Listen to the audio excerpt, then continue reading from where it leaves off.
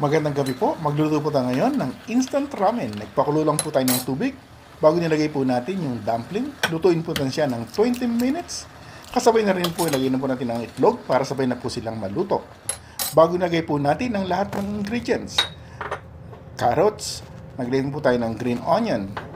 Bago lalagay na rin po natin yung ating ramen.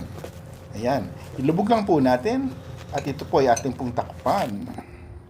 Malipas lang po mga ilang minuto, ayan na po, nakapaggawa na po tayo ng loaded, tasty, and delicious instant ramen. Loaded with sausage, dumpling, with carrots, green onion, meron din po tayong boiled egg, and of course, nilagyan po natin ng cheese para mas lalong sumarap. Kain na po tayo!